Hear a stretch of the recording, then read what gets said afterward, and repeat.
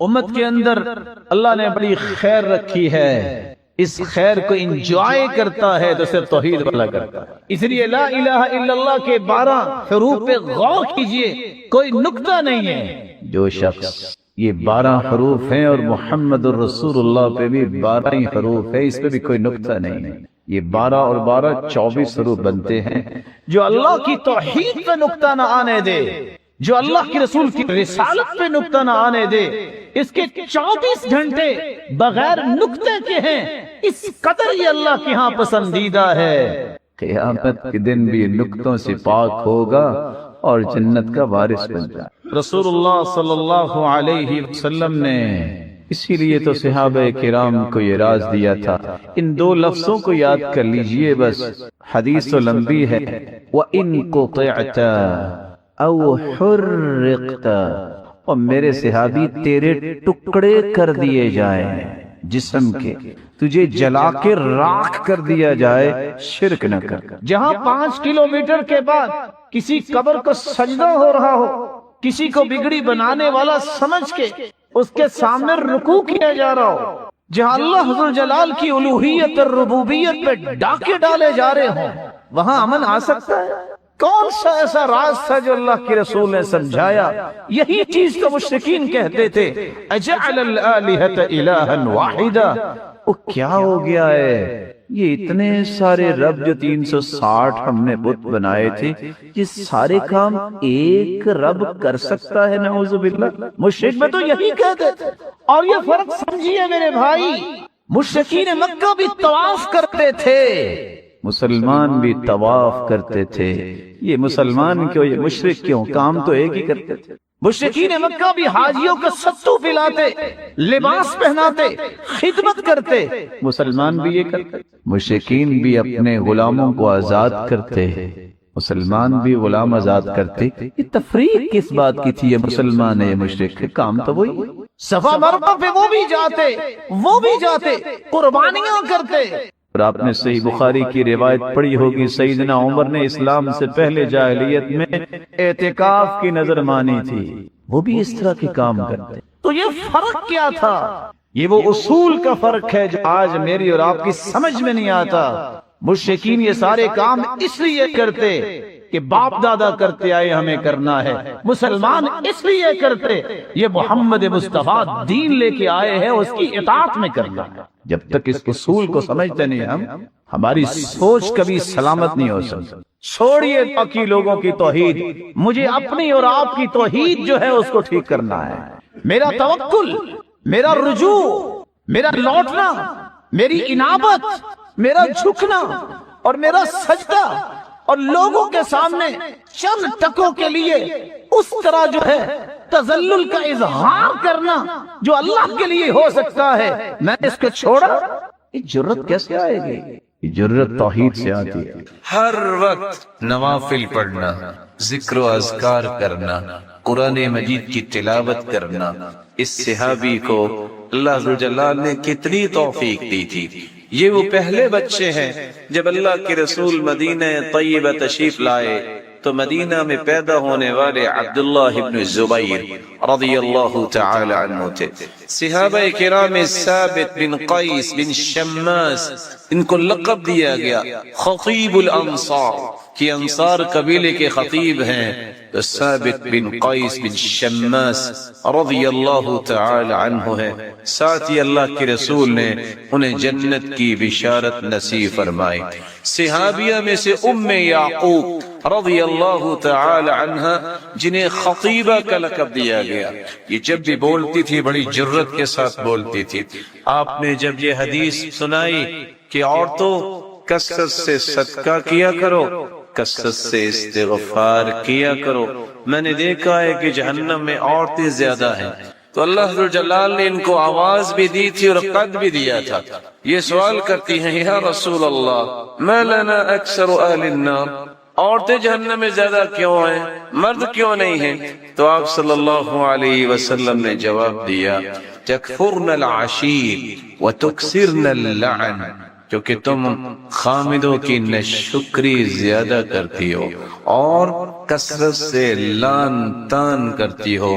ان دو گناہوں کی وجہ سے عورتیں اکثر جہنم میں جائیں گی۔ سیدنا ابو طلحہ رضی اللہ تعالی عنہ وہ جلیل القدر صحابی ہے، میدان میں جب اترتے ایک آواز لگاتے، اللہ کے رسول نے فرمایا لصوت ابی طلحہ فی الجیش خیر من 1000 رجل، ایک طرف 1000 لوگ للکار رہے ہوں، ایک طرف للکار اکیلے ابو طلحہ کی ہو، وہ ان پہ غالب آتی ہے۔ سیدنا حارثہ بن نعمان رضی اللہ تعالی عنہ یہ جلیل القدر صحابی ہیں جنہوں نے جبریل کو دیکھا، اللہ کے رسول صلی اللہ علیہ وسلم کے پاس سے گزرے، ساتھ ہی جبریل بیٹھے ہوئے تھے، تو کہتے ہیں کہ میں سلام کر کے گزر گیا، جب میں واپس آیا تو اللہ کے رسول نے پوچھا یہ بتاؤ تمہیں پتا ہے میرے ساتھ کون بیٹھا تھا؟ کہا اللہ کے رسول مجھے تو نہیں پتا۔ فرمایا وہ جبریل بیٹھا تھا جس نے آپ کے سلام کا جواب بھی دیا۔ یہ وہ صحابی تھے حارث بن نعمان۔ سیدنا یعلا ابن مرہ رضی اللہ تعالی عنہ یہ واحد صحابی ہیں جنہوں نے وحی کے نازل ہونے کی کیفیت کو بیان کیا ہے کہ آپ صلی اللہ علیہ وسلم کا چہرہ انور چمکنے لگا اور سرخ ہو گیا، اور یوں محسوس ہو رہا آپ کی مبارک گالیں جو ہیں وہ پھول رہی ہیں، تو میں نے دیکھا کہ آپ صلی اللہ علیہ وسلم کے سر مبارک پہ کپڑا تھا، تو بعد میں پتہ چلا یہ ہے کیفیت وحی کے نازل ہونے کی۔ یہ وہ صحابی ہیں سیدنا اسید ابن حضیر جو قرآن کی تلاوت کر رہے تھے، اور ان کی تلاوت سننے کے لیے آسمانوں سے فرشتے نازل ہوئے، جس سے ان کے گھر کے اندر بندھا ہوا گھوڑا بدکنے لگا، پھر انہوں نے تلاوت بند کی۔ اللہ کے رسول صلی اللہ علیہ وسلم نے فرمایا لو قرأت لأصبحت ينظر الناس إليها لا تتوارى منهم، میرے صحابی اگر تم پڑھتے رہتے تو یہ فرشتے اسی طرح آتے، لوگ ان کو خود دیکھتے، کوئی بھی جو ہے لوگوں سے فرشتہ چھپ نہ سکتا۔ سیدنا عبداللہ ابن عمرو بن حزام رضی اللہ تعالی عنہ، ان کے اوپر فرشتوں نے اپنے پروں سے سایہ کیا جب یہ شہید ہوئے، اور یہ واحد صحابی ہیں جن کو اللہ ذوالجلال نے بغیر پردے سے ان سے کلام کی ہے۔ سیدنا عبداللہ ابن عمرو بن حزام رضی اللہ تعالی عنہ، ان کو صرف پہچانا تو صرف ان کے انگلیوں کے پوروں سے پہچانا گیا۔ رسول اللہ صلی اللہ علیہ وآلہ وسلم کے صحابی دحیہ بن خلیفہ الکلبی، یہ وہ مبارک صحابی تھے جب بھی جبریل امین تشریف لاتے تو دحیہ بن خلیفہ الکلبی رضی اللہ تعالی عنہ کی شکل میں آتے۔ ایک دن اللہ کے رسول سواری پہ بیٹھے ہیں، مہار پکڑی ہوئی ہے دحیہ بن خلیفہ الکلبی نے، سیدہ عائشہ دیکھ رہی ہے۔ تھوڑی دیر ہو گئی، جب گھر آئے پوچھا دحیہ کیا کہہ رہے تھے؟ کہا عائشہ وہ دحیہ نہیں تھے، وہ تو جبریل تھے جو دحیہ بن خلیفہ الکلبی کی شکل میں تھے، اور وہ تجھے سلام کہہ رہے تھے۔ سیدنا عمران بن حسین کیسے کمال کے صحابی، 30 سال تک پائلز کی بیماری میں مبتلا رہے، 30 سال تک، لا شکا ولا بکا ولا تذمر، نہ 30 سال میں کسی کو رو کے دکھایا، نہ شکوہ کیا، نہ منہ بنایا، اسی حالت میں تہجد میں اٹھتے، جو ہی وضو کر کے فارغ ہوتے، لصافحتهم الملائکہ، تو فرشتے اس سے مصافحہ کیا کرتے تھے۔ ان کا رنگ تو کالا تھا، ان کی بیوی کو اللہ نے خوبصورت بنایا، اور یہ کہا کرتے تھے ہم دونوں جنت میں جائیں گے۔ وہ سوال کرتی وہ کیسے؟ کہا تمہیں صبر پہ جنت مل جانی ہے اور مجھے شکر پہ جنت مل جانی ہے۔ رسول اللہ صلی اللہ علیہ وسلم کے صحابی سیدنا حنظلہ رضی اللہ تعالی عنہ، حنظلہ ابن ابی عامر رضی اللہ تعالی عنہ، جن کو غسل دیا تو فرشتوں نے غسل دیا۔ کل الذین ماتوا جردوا الا النبی صلی اللہ علیہ وسلم، جتنے بھی لوگ دنیا میں سے چلے گئے سب کو بغیر لباس کے غسل دیا گیا سوائے اللہ کے رسول صلی اللہ علیہ وسلم کو آپ کی قمیض کے اوپر سے ہی صحابہ نے غسل دیا. اور جتنے بھی لوگ اللہ ذو جلال کی راہ میں شہید ہوئے کسی کو غسل نہیں دیا جاتا, حکم نہیں ہے, سوائے حنظلہ بن ابی عامر جن کو غسل فرشتوں نے دیا. سعد بن معاذ رضی اللہ تعالی عنہ 30 سال کی عمر میں مسلمان ہوئے, 36 سال ابھی عمر نہیں ہوئی تھی فوت ہو گئے. اتنے جلیل القدر صحابی ہے کہ جب ان کی روح پرواز کی اہتز عرش الرحمن لموت سعد بن معاذ, ان کی روح کے استقبال میں اللہ کا عرش جھوم اٹھا. 70,000 فرشتے ان کے جنازے میں شریک ہونے کے لیے آسمان سے اترے. صحابی سوال کرتے ہیں اللہ کے رسول آپ کیسے چل رہے ہیں, لوگ تو اتنے نہیں ہیں. فرمایا 70,000 فرشتے اس جنازے میں شریک ہیں. یہ دنیا میں تھے تو اللہ کے رسول صلی اللہ علیہ وسلم نے انہیں جنت کی بشارت دے دی تھی. سیدنا عاصم بن ثابت رضی اللہ تعالی عنہ یہ وہ جلیل القدر صحابی ہے جن کو نوچنے کے لیے دشمنوں نے پروپیگنڈا کیا کہ آج ان کو ٹکڑے ٹکڑے کرنا ہے. اللہ نے ان کی حفاظت کری, شہد کی اتنی مکھیاں بھجوائیں کہ وہ ان کے قریب ہی نہیں جا سکے.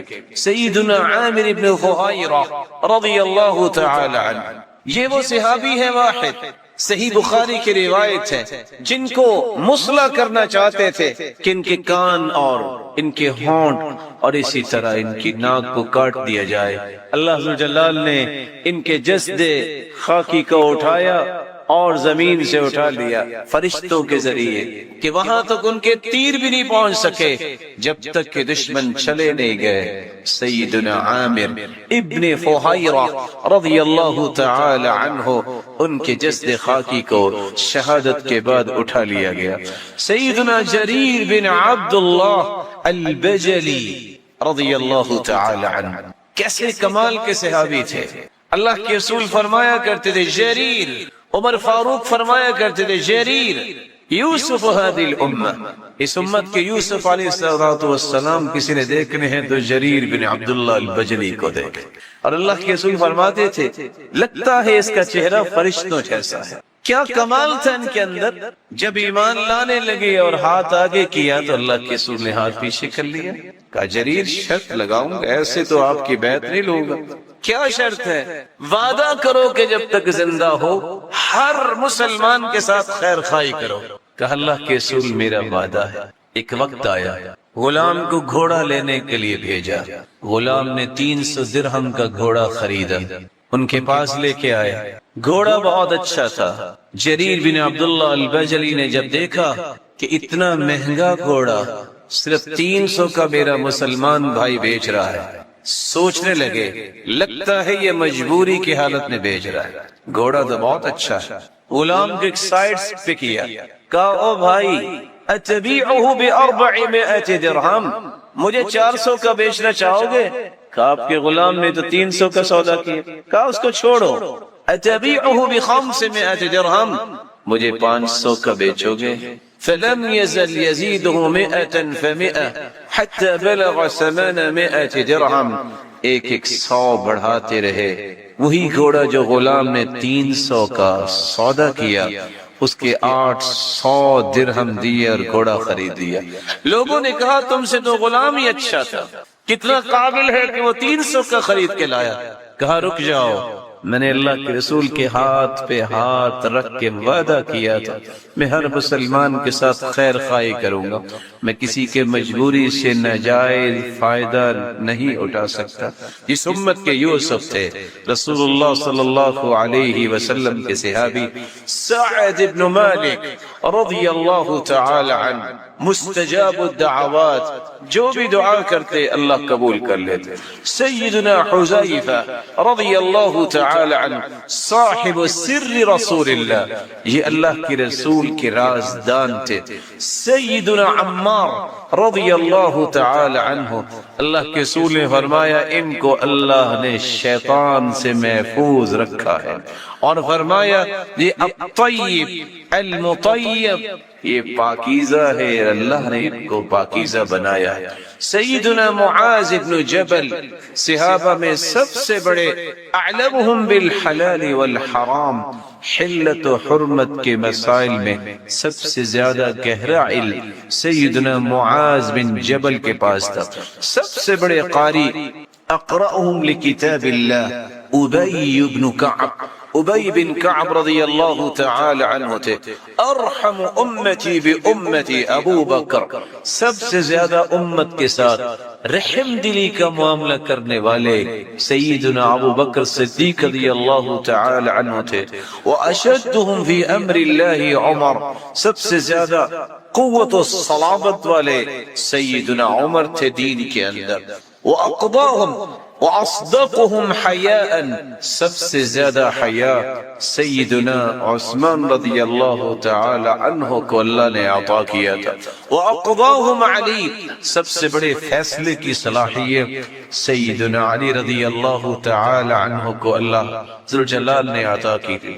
سیدنا سعد بن ابی وقاص، یہ واحد صحابی ہیں جن کو تیر دیا جاتا اور اللہ کے رسول فرماتے ارمی یا سعد فداک ابی و امی، سعد ذرا دشمنوں پہ تیر پھینکو، میرے ماں باپ تجھ پہ قربان ہو جائے۔ یہ واحد صحابی ہیں جن کے بارے میں اللہ کے رسول صلی اللہ علیہ وسلم نے فرمایا کہ میرے ماں باپ تجھ پہ قربان ہو جائے۔ سارے صحابہ اللہ کے رسول سے قرآن سنتے، لیکن واحد صحابی عبداللہ ابن مسعود ہیں جن کو اللہ کے رسول نے فرمایا عبداللہ تم قرآن سناؤ، میں تیرا قرآن سننا چاہتا ہوں۔ ابی بن کعب جن کے بارے میں اللہ نے حکم دیا جاؤ سیدنا ابی بن کعب، ان کو اے میرے پیارے پیغمبر سورۃ البینہ سناؤ۔